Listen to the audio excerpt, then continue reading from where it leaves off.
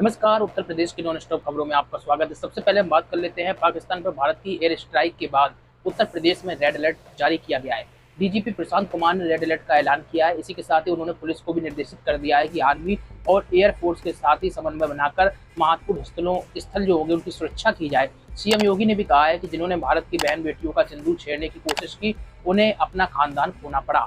Operation सिंदूर बहन और बेटियों के प्रति प्रधानमंत्री मोदी और देश की सेना की एक संवेदना है। इसी के साथ ही बात कर लेते हैं, यूपी सरकार ने चालू वित्तीय वर्ष 2025-26 में 25 लाख नए किसानों को क्रेडिट कार्ड यानी केसीसी योजना से जोड़ने का टारगेट यानी लक्ष्य रखा है। इसके लिए प्रदेश के सभी मंडलायुक्त और जिलाधिकारियों को सख्त निर्देश दिए गए हैं। सरकार की मंशा है कि ज़्यादा से ज़्यादा किसानों को समय पर सस्ता ऋण मिल सके और वे बिना किसी कर्ज के बोझ के तले खेती कर सकें।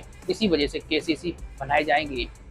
पश्चिमी उत्तर प्रदेश की कई जनपदों में गुरुवार से 13 मई तक गरज चमक के साथ वज्रपात की आशंका जताई गई है। पूर्वी उत्तर प्रदेश में भी 8 मई को ऐसा ही मौसम रहेगा। इसके बाद 2 दिनों तक मौसम सामान्य रहेगा। हालांकि धूप बढ़ने के साथ ही तापमान में वृद्धि होगी। मौसम विभाग के अनुसार 4-5 दिनों में 3 से 4 डिग्री सेल्सियस तक तापमान टेम्परेचर बढ़ जाएगा। बांदा, चित्रकूट, कौशाम्बी, प्रयागराज के साथ ही सहारनपुर, शामली, बागपत, मेरठ, जालौन, हमीरपुर, महोबा, झांसी, रामपुर, हमीरपुर, ललितपुर एवं आसपास के इलाकों में मेघ गर्जन के साथ ही वज्रपात होने की आशंका जताई गई है।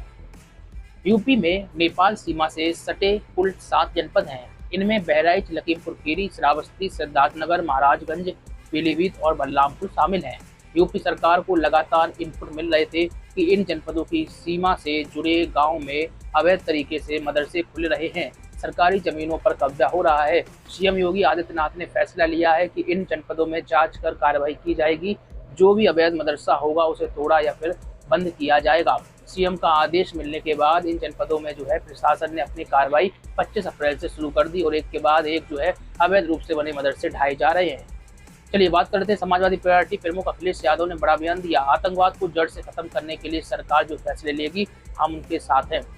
जिस दिन जड़ पर हमला होगा टहनियाँ सूख जाएंगी। सजग रहकर ही सीमा की सुरक्षा हो सकती है, चूक की कोई गुंजाइश नहीं हो सकती। ये अस्वीकार है। हमें अपनी सेना अर्धसैनिक बल पर पूरा भरोसा है। अखिलेश यादव ने इस तरीके का बयान दिया है।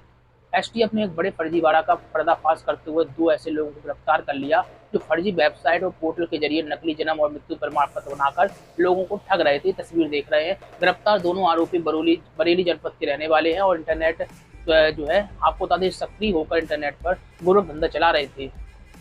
सीबीएसई बोर्ड की तर्ज पर माध्यमिक शिक्षा परिषद विद्यालयों में शिक्षकों और छात्र छात्राओं की ऑनलाइन हाजिरी जल्द लगने चालू हो रही है। फिलहाल जुलाई से यह व्यवस्था लागू होने की संभावना है।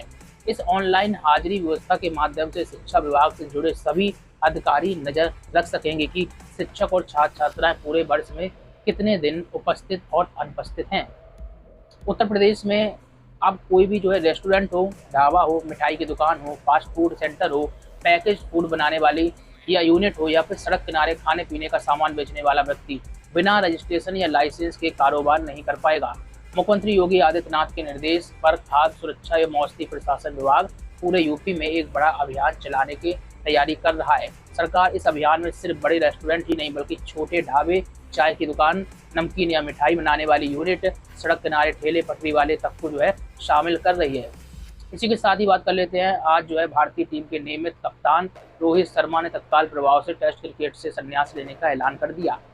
इससे अब लंबे समय प्रारूप में उनके भविष्य को लेकर अटकलों पर विराम लग गया। रोहित टेस्ट प्रारूप में भारत के सबसे सफल बल्लेबाज रहे हैं, जिन्होंने 67 टेस्ट मुकाबलों में 12 शतकों और 18 अर्धशतकों की मदद से 40.57 के औसत से 4300 से भी अधिक रन बनाए हैं। टेस्ट से इन्होंने संन्यास का ऐलान किया। भारतीय किसान यूनियन बीकेयू के प्रवक्ता राकेश टिकैत का बड़ा बयान आया है। टिकैत ने बुधवार शाम को ऐलान किया है कि वे आगामी सभी किसान आंदोलन और धरने को स्थगित कर रहे हैं। यह ऐलान पाकिस्तान के खिलाफ देश के जवानों की कार्रवाई को देखते हुए किया गया है। बुधवार तड़के सेना ने पाकिस्तान के 9 आतंकी ठिकानों पर ताबड़तोड़ हमले कर आतंकियों के अड्डे को तबाह कर दिया है। फिलहाल राकेश टिकैत का एक बड़ा बयान था। चलिए बात कर लेते हैं, केंद्र सरकार के 36 लाख से ज़्यादा जो कर्मचारी हैं और पेंशनर्सों के लिए एक अच्छी खबर निकल कर आ रही है। आखिरकार लंबे इंतजार के बाद 8वें वेतन आयोग के गठन को लेकर काफ़ी हलचल तेज हो गई है। मीडिया रिपोर्ट्स की अगर माने तो मई 2025 के अंत तक यानी इसी महीने के अंत तक आयोग के गठन होने की संभावना, जिसकी वजह से लाखों लोगों को जो है राहत मिल सकती है। यूपीएससी अधीन सेवा चयन आयोग ने प्रवर्तन कांस्टेबल के 477 पदों पर भर्ती परीक्षा के लिए प्रवेश पत्र जारी कर दिए। इसे ऑफिशियली साइट के जरिए डाउनलोड किया जा सकता है। इसके लिए निर्धारित शुल्क अभ्यर्थियों को जमा करनी होगी, इसके बाद ही डाउनलोड कर पाएंगे एडमिट कार्ड को। चलिए बात कर लेते हैं आकस्मिक परिस्थितियों से निपटने की प्रशासनिक तैयारियों को परखने और आम नागरिकों को जागरूक करने के उद्देश्य से जनपद जालौन के उरई स्थित राजकीय इंटर कॉलेज में एक विशाल मॉक ड्रिल का आयोजन किया गया। गृह मंत्रालय के निर्देश पर आयोजित इस अभ्यास में जनपद के सभी प्रमुख विभागों में सक्रिय सहभागिता दिखाई। जिलाधिकारी, पुलिस अधीक्षक सहित तमाम जो अधिकारियों की मौजूदगी रही। लगातार बनी रही। कोई प्रतिक्रिया कमेंट बॉक्स में रखिए। चैनल को सब्सक्राइब नहीं किया तो करें, लाइक और शेयर करना मत भूलिए। नमस्कार।